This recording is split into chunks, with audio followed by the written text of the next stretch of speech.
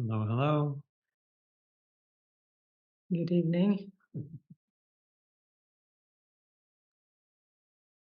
We're going to start with an experience here.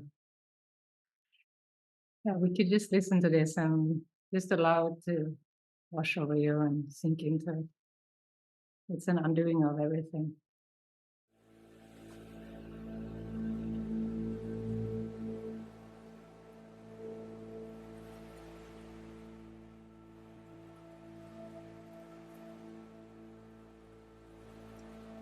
Here and now, before earth and sky, we stand. We feel the blessing of your infinite love in our bones, in our blood, in our breath, in our hearts. We open our eyes to see beyond what we have seen before. We open our ears to hear what we could not hear before.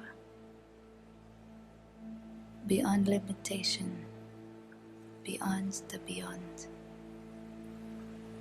We feel a new story emerging from ourselves and rippling out into our lucid bodies as waves of love remind us of who we really are. Dissolve us into what we have always meant to be. And the layers between us and who we are meant to be fade away. And suddenly we realize we are all that we dream we could be.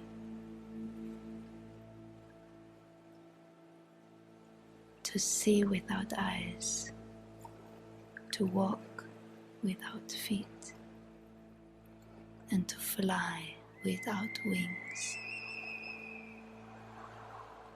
This is my prayer for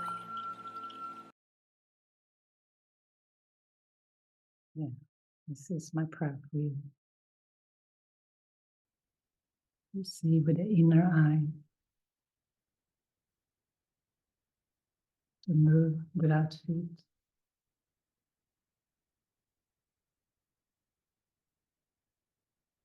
Just dwell in the truth.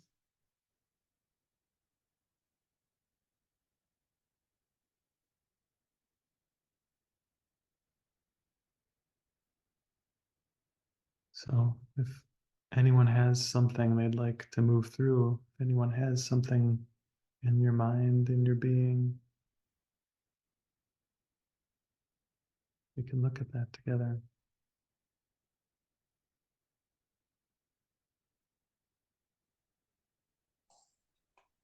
Hi, everyone. This afternoon, I had, this evening, I had a very overwhelming sense of fear. I've been doing, obviously, a lot of research on Course in Miracles, and I've been consuming YouTube videos and whatnot from David and whoever else. And when we got to the stage where I heard about the dark night of the soul, I immediately thought, "Is this all worth it?" I almost wanted to stop, like immediately. I couldn't wait for tonight. I just wanted to stop the Course in Miracles. I just wanted to say, it feels like it's too heavy. It's too intense. It's too, I don't know.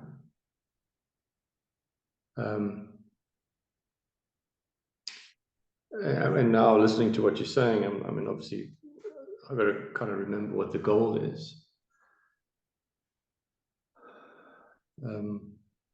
Yeah. But still, I think, there's a definite fear of having to go through pain and loss in order to get there. Yeah. But that's not to say that there is going to be any. It's just, I've almost resigned myself to the fact that I'm gonna quit and just try my best without it. But I don't know. I'm so confused. I don't know what the hell to do. Well, thanks for bringing this up, Dean. It is true that, as we practice the course, we're going to look at everything in the mind. And there is, the mind is where the ego is. So that means we're going to be looking at what's in the mind, and some of it's pretty intense. But it's actually the most loving thing we can do to ourselves, do for ourselves, is to bring it to the Holy Spirit, because it's already there. That pain, that dark night of the soul is actually already in all of us. We're sort of walking and talking dark nights of the souls, but for most of us, we're kind of covering it over with enough stuff that we don't actually have to face it so much, or it's only there sort of lurking in the corner but not present. But on our journey, we actually remove those covers. And so what's been sort of hiding within us is revealed. But the good news about all this is that we don't have to do it alone, and we actually can't do it alone. That we're always supported lovingly by Holy Spirit on this journey. And that loving presence of Holy Spirit is often reflected, in a group like this, where we come together and we hold space so that the dark stuff can come up. But again, just remember that there's a loving presence with us, and that we can always stop too for a bit. If the jack in the boxes are frightening us, we can kind of like put them aside and come back to them a little later. But at some point, we're going to be ready for them to pop out, for them to be seen, and for that loving reinterpretation to come in. I think that's really the goal of this, to find that it wasn't what we thought it was.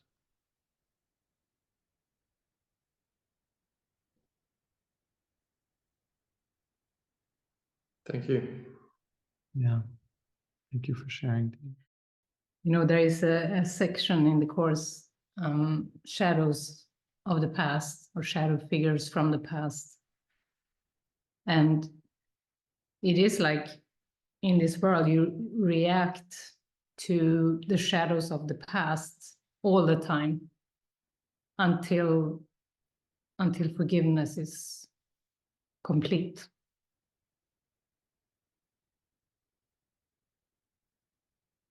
So that's all it is. And there are shadows. They are not real. They are illusions. So perception just needs to be questioned or healed, and that needs to take its time. It needs to take its space, and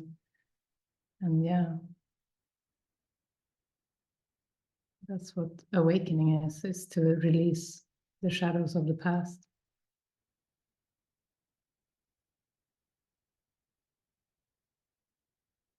And very soon we're gonna be there. We'll do it together. Which is really good.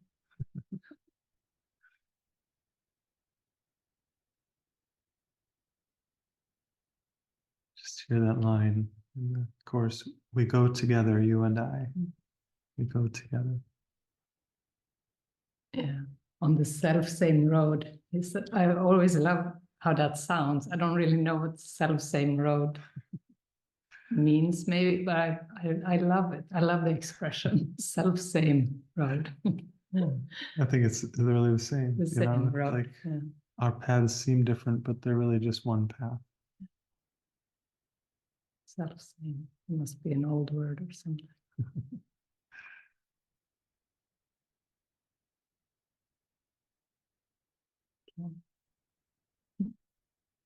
Yeah. You can go to next. Hi, can you hear me? Yeah. Hi. Yes, hi. I just have a question. It's just a text question.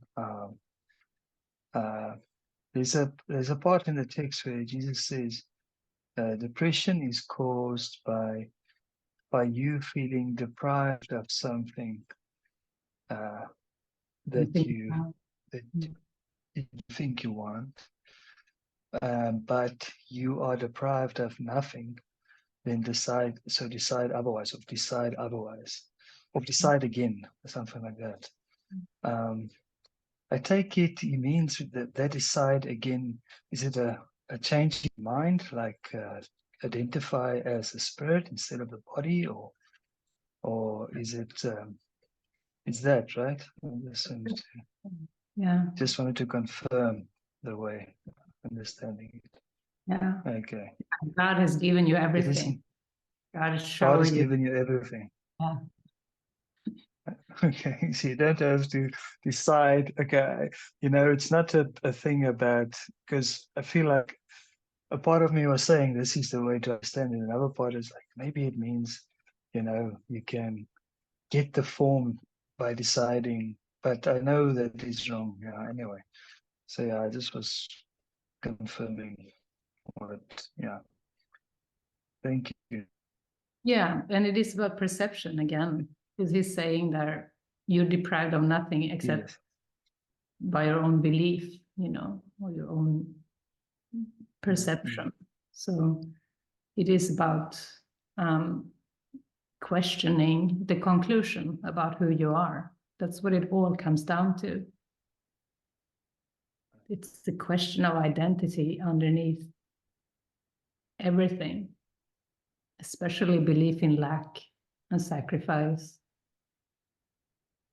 So that's what really needs to be questioned. Okay, so if I do feel, so sometimes when I do feel down or depressed, or I feel like this is like, I want this, then the real thing underneath it is actually me identifying again as the body, and that needs to be questioned. Yeah. Okay. Yeah. Thank you. Yeah. Thank you. Yeah.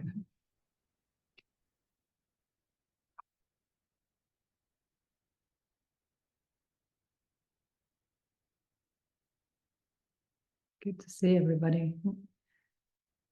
Good to welcome you for the first time. Good to see you again. I think I saw you it was so many years ago. Probably like 16, 15 years. Okay. Sorry, right at this moment, I'm a little bit distressed. I feel like this little girl that is so powerless, out of control. What's happening? It's last month. I had to put my account on hold. Like, what I want is at least to have peace over the holiday, like not to have to call this department. And so I don't know what to do now. I don't,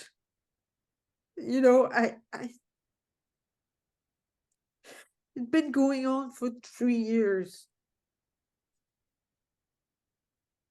And it's a matter of losing it all. Like it's and not even losing it all, but it's like I still have the debt and all the consequences. I cannot travel, I cannot cross the border, I cannot do anything. We hear you. And I think we also want to acknowledge this pain that you're feeling. You feel really stuck. But yeah, I'm under no laws but God's. Is your lesson, even in this.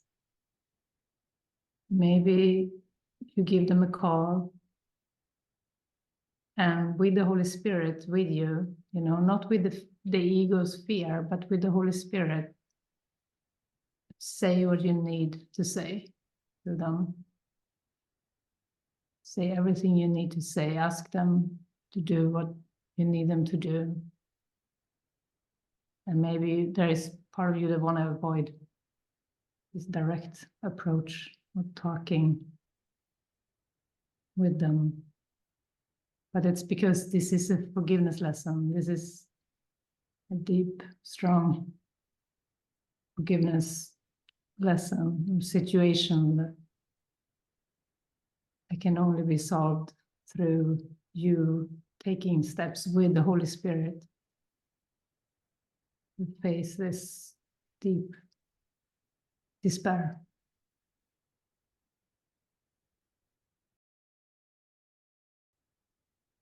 I am under no laws but God's. It's very profound. Jesus even promises, I will arrange time and space for you. I arrange time and space for my miracle worker. That's what Jesus says. So even the ordinary laws of time and space and days leading up to Christmas don't apply to Jesus and the Holy Spirit.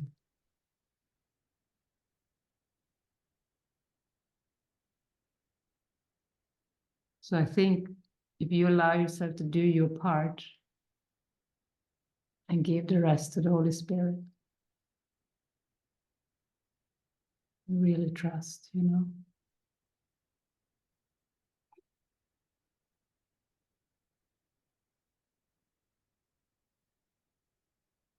Also the fear of losing everything. Look at that too.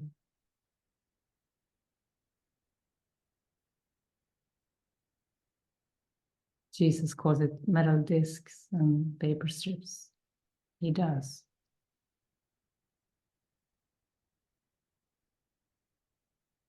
I think my fear is it's not just the money, it's the fear of being stuck.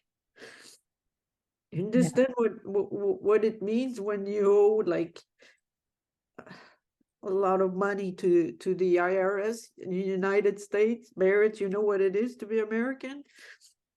You know, like it's, oh God. But even then, Jesus is the overseer of time and space. So that fear of being stuck because you don't have money, that's a very worldly conclusion. That's not God's way.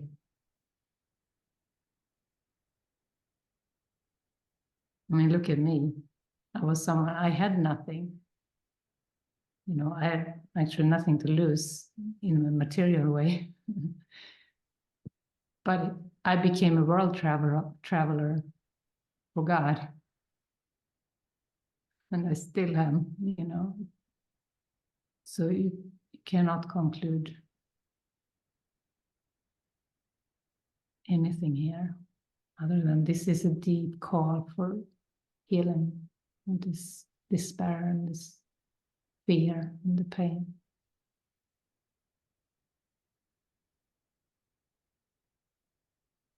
And yeah, to forgive, you know, practically, to work with it, having that call with this firm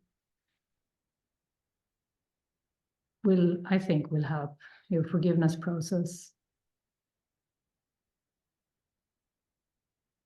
Because you need to work a bit with your mind to feel ready for a call, to feel what you want to say, to be clear, you know.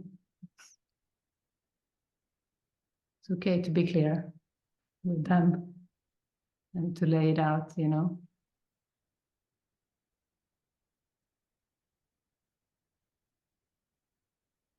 Holy Spirit has the path through all of this. No matter what the world says, no matter what is reasonable or unreasonable. Yeah. And angels are with you. You're not alone. Thank you. Thank you. Thank you for your willingness to heal, step through anything. We hold your hand. You. Yeah, love you. I love you too. Thank you. I love you all.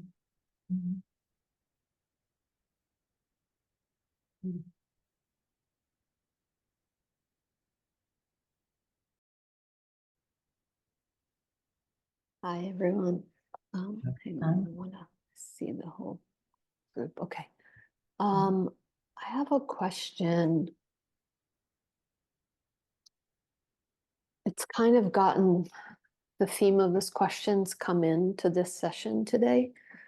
So as I watch the mind, I think people call this like the spiritual ego or something.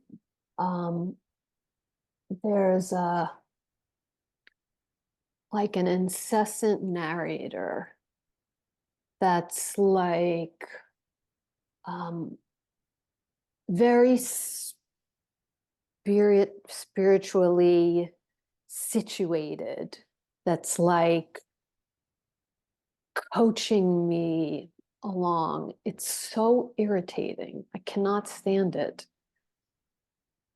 because I can feel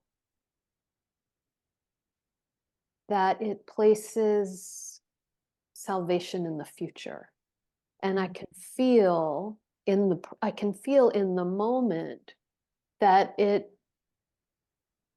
it's trying to get something or get somewhere. So it's so, and then that part is like dialoguing with another ego part, and I'm just like in a pinball machine, you know, and it's like, so I have awareness. But this part, and you know, I did Vipassana meditation for like 30 years. So it's like I had like a lot of practice in like noting. And I feel like this part is like a little bit of that, the part that notes everything that's happening in experience. And I can, sometimes I think it's on my side, but it always is putting peace in the future. So I kind of know the ego has hijacked it, you know? But I think what's coming up around this part is I feel so irritated. Like it's relentless. It's involved in every moment. It's like, and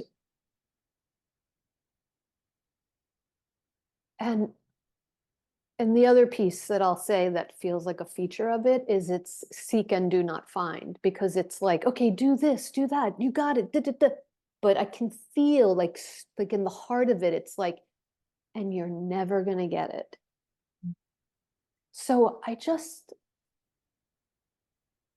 like, I'm aware, but I'm very irritated. Well, it's really good to be aware. Yeah. But I hear you. It's So I keep trying to hand it, like, you know, and you know, this part hijacks every moment, literally. It's like, hand it over. I'm like, I'm handing it over. It's like, I'm like, oh my God, could you please stop for a second? You know, it's so, and it's, you know, it's not like I don't have periods where there's no thought activity and it's quieter. You know, I do. But I guess what I'm really interested in is like, if you have any recommendation on how to like hold my experience, like as I'm really mind watching and handing it over. I don't know. I just need some help, you know? And it's like what you said earlier about the the belief in lack, and it's the wrong belief, and that it's all, I can really, I'm like, oh, I can really really almost taste it, but I'm really spinning my wheels, so I'd love some, just any reflections would be helpful. Yeah, I mean, one thing that might help, but this part can take that too, but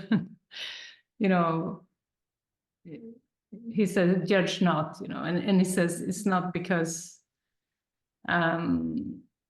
he said you're wrong. Your judgment is wrong. You can't judge correctly. Therefore, you don't have to judge, And this is like a little judge in the mind, sitting and judging everything, analyzing, or just commenting. And I feel, the answer, the big answer with the big capital A is extending. The mind always either projects or extends, and getting into true inspiration, or to inspiration. Extending is inspiration. And when you're in inspiration, extending, this doesn't happen. Can I say something about that?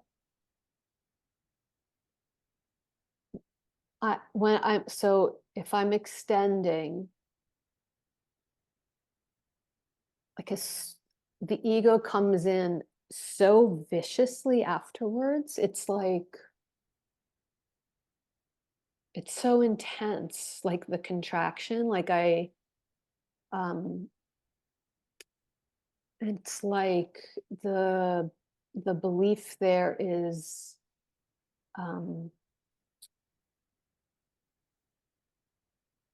that I'll be crucified for my love.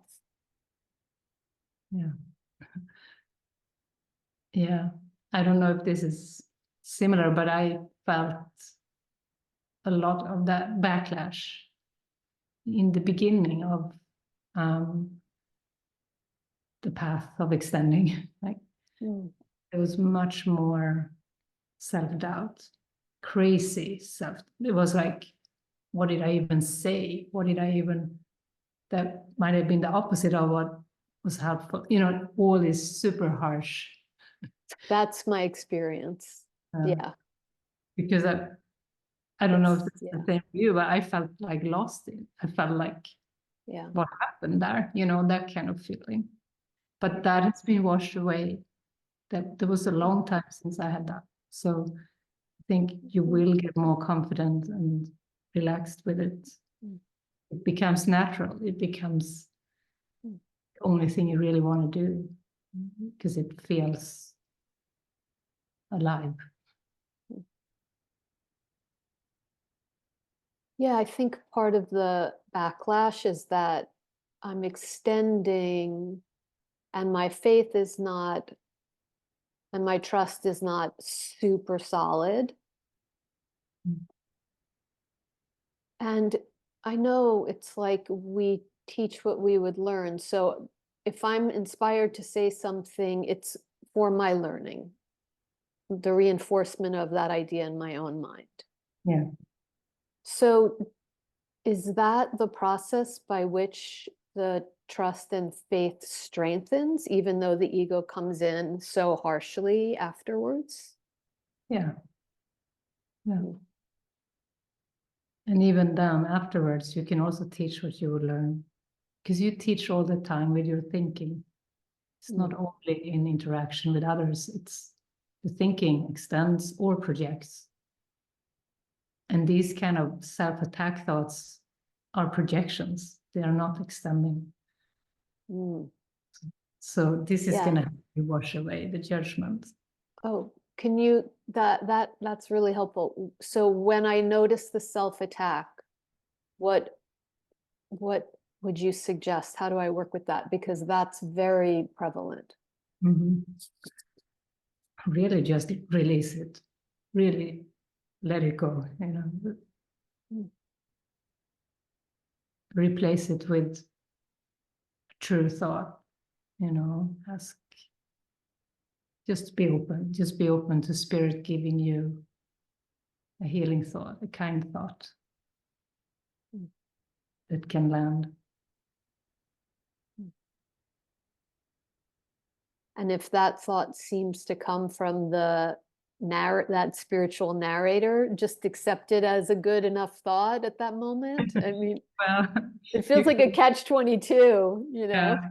Well, that one, you could just say, no, this was that one, and you can just say, no, I just gonna have peace, not, Okay. you don't have to accept it as a good enough thought. I mean, you could, because yeah, this is actually the truth, and let that land, Because that narrator is saying the truth, Yeah. but it's saying it from lack. Yeah. Yeah. Okay. Yeah, if you can, I mean, the mind is kind of intricate in a way. You can work with this. So maybe even what the narrator is saying, if you know it is the truth, maybe you can, transcend the ego part of it and just say, oh, this is actually good. And I can accept it now, not the future, but now. It brings peace. Okay. Okay. Yeah. Thank you. Yeah, I've been with people who are like that narrator.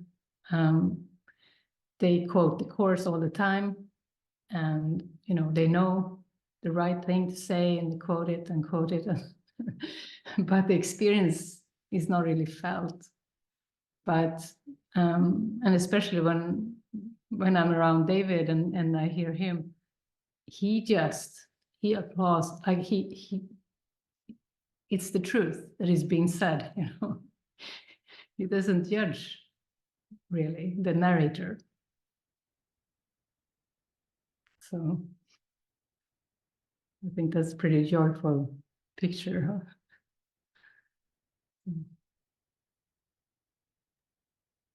Thank you.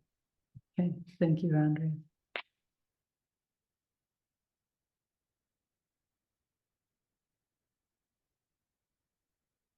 I think a lot of kindness and gentleness with ourselves is required, because it's fear when we have these kind of,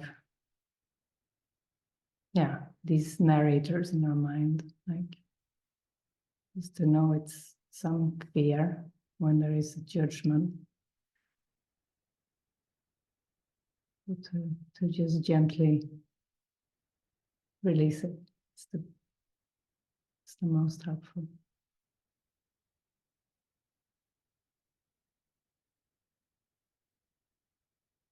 And I'm thinking of, the identity. It is always a question of identity. Am I identifying with the small self or with freedom?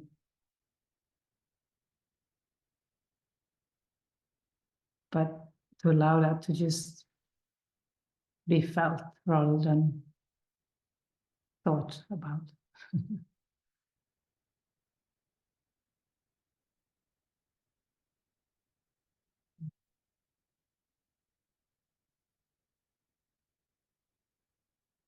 So again, for you who have not heard it, we will have a break from these sessions during our weeks in South Africa.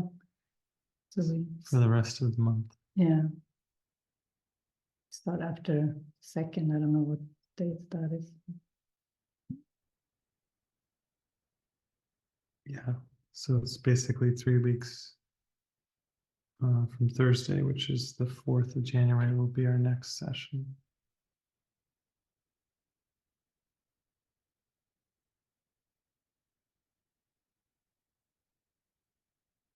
Or to keep it simple, we start up again in January. Yeah. But we're always open. If anybody wants to reach out to us, just send us a message. Maybe we can have a call.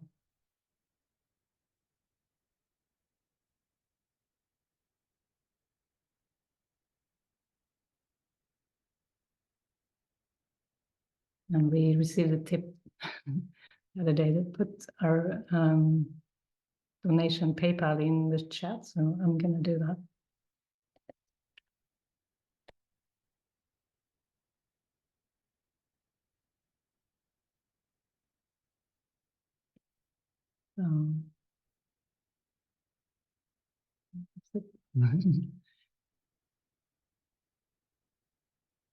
If anyone is inspired to give a donation for the session.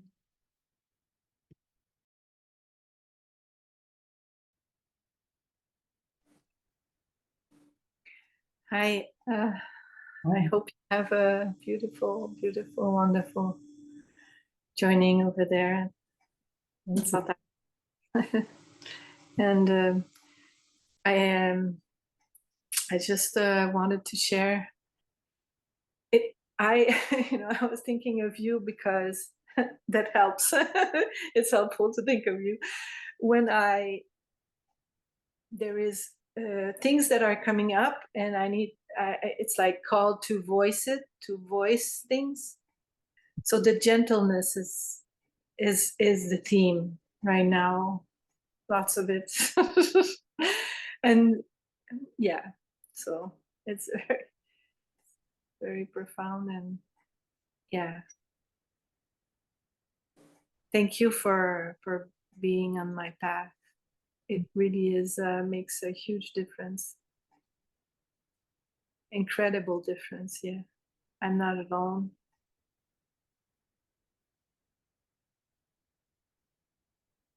Thank you.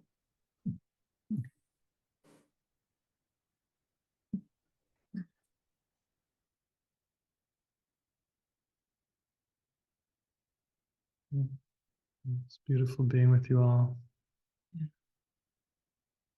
And reach out if you have something up, and